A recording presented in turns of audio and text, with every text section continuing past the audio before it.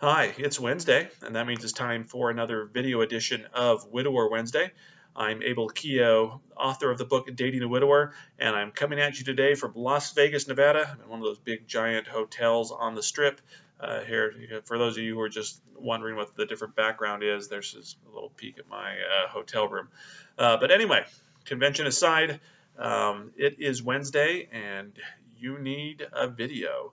And so I've got a great topic today. This topic actually comes in from someone who sent me an email asking me to address a topic. The subject is my close friend died. I'm having feelings for her husband. So we'll be talking about this email, but talking in general about widower couples who know each other. So the widower and either his wife or his girlfriend knew each other or were friends or whatever before they started dating. So that's the dynamic we're going to talk about today. But on to the email. This email comes from a reader who wishes to remain anonymous, so we will not mention her name. But this is what she says. And by the way, if you have a question or if there's a topic you want me to address on Widower Wednesday, you can feel free to comment in the comments below, or if you want, you can send me an email. You can also request to remain anonymous, but that's where the idea for this video came from. I thought it was a good one, so here we go. And if this is your video, if you sent this email, here you go. Here's an answer to your letter. But she says, Abel, could you do a video sometime on the dynamics regarding couples who get together through common connection, being very close friend of the couple and trying to support a widower who is the husband of your best friend? I don't want to seem like I am chasing him, so I haven't been trying to drop in and such, but I do think I have feelings for him. I really appreciate your videos and know that I will not ask him out first because he lost her less than a year ago. If you could share a video sometime on best friends and their widowed spouses, that would be so great. And so again, we'll keep this person anonymous, but I think it's a great topic. And by the way, congratulations or kudos to you for not asking him out. I think that's a mistake. Again, I have a video in here, but one mistake you shouldn't make is ask a widower out. This is something that the widower needs to do. Needs to kind of have that internal choice of, is he ready to move on? Is he ready to take that step? And when you ask him out, you kind of take that choice away, and it's easier for widowers to kind of lapse into relationships. So kudos for not doing that. But anyway, just about the topic in general, about couples who have some kind of connection, with the widower and the person he's dating before they actually start doing it. I mean, it's something I did. I'll talk about that in a minute. But I'd say probably 30 to 40% of the couples that I either coach or who reach out to me through email or, who I see on, my Facebook Dating a Widower page, have had some kind of previous connection. So maybe they were coworkers or maybe they are coworkers and they start dating. Maybe they were friends and, maybe, I mean, it's common for they were they did couple dates, so the widower and his late wife and the woman and her husband dated. The wife dies, the woman gets divorced, and the other couples get together. They could just be friends, same whatever, the same church, same social circles, things like that. Also common for them to be past lovers as well. So there's lots of ways that these couples connect, and just for the record, I don't have a problem with this. Like I said, it's something that I did. The first serious relationship I had after Krista died. If you've read Room for Two, I was with a girl in the book I call Jennifer, and Jennifer and I were friends for several years before my wife died. I hadn't spoken to her in a long time, but we had known each other maybe for, I want to say 6 or 7 years. Before that, we actually met overseas and were friends, and there was no romantic connection. We never dated. There was no romance or anything like that. But just so you know, it does happen. And in these relationships, the success rate is probably the same as I see in other widower relationships. So just because you know the person beforehand, there's not a greater chance or a lesser chance that the relationship will work out or it won't. I see that same. They work out at the same rate as anything. So I don't see anything wrong with it, but I do want to put some cautions out there. So this is for the letter writer and things like that. So maybe just some things to consider if you are involved with a widower that you knew beforehand, or if you're thinking about it as this letter writer is, just maybe a couple of things to go ahead and think about. And the first is that if you had some kind of friendship or connection, or even a romantic relationship, and I'm not talking about affairs, but a romantic relationship in the past, it's kind of a lower barrier to entry, so to speak, to actually start a relationship. So like when I was dating Jennifer, it wasn't like we had to sit there and get to know each other or explain things.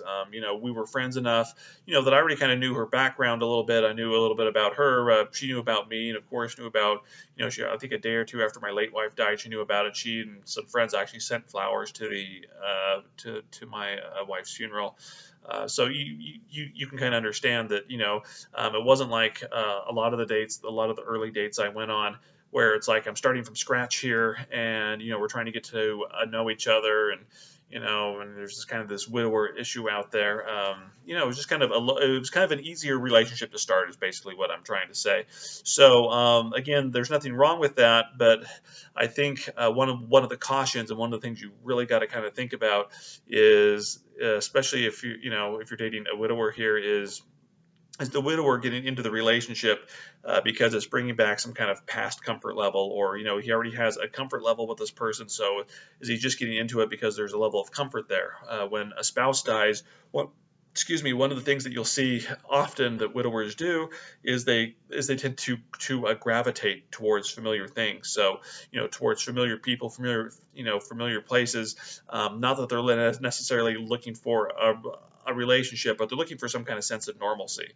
And so I'm just putting out a little bit of a caution there, that if you're thinking about dating a widower, or that's someone that you've known before, again, I don't have a problem with it, but you've got to maybe just take things even a little bit slower, because there's always the chance that he's just thinking, oh, I know this person, we've been friends, there's some kind of comfort level there, and it's kind of an easier kind of relationship for him to kind of slide into. The second thing, so there's that to consider.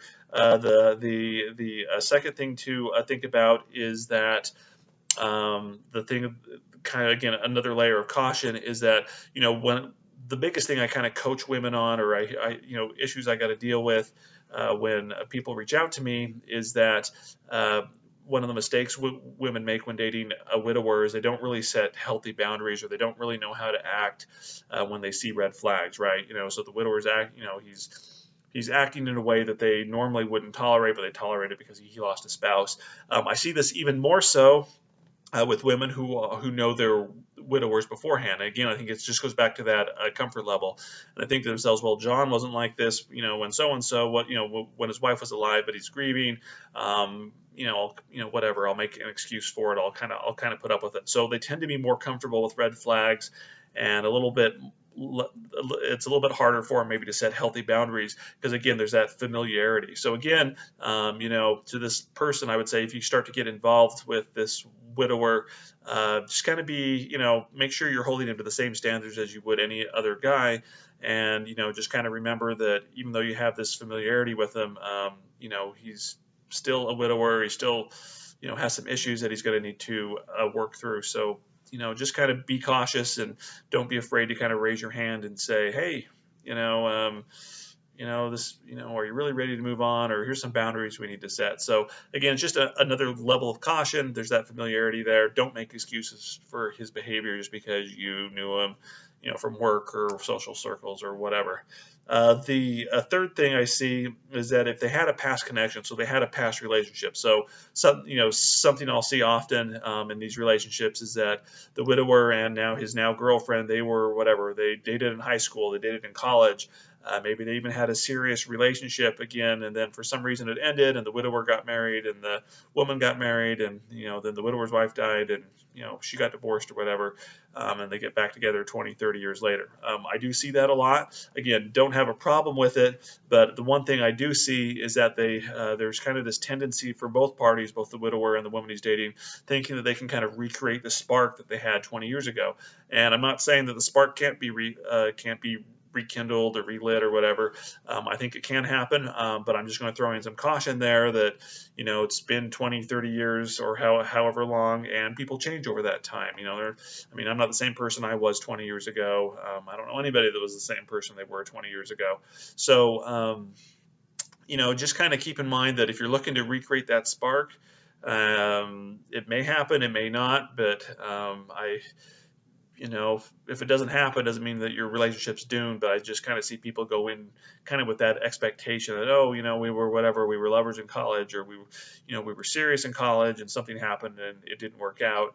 Uh, and now, we're going to get back together, and there's kind of that underlying tone of it's going to be exactly the same. And maybe it is. I don't know. I, haven't been in that spot, but I just think there might be that kind of pretense there of thinking that things are going to be the same, and they may or may not be.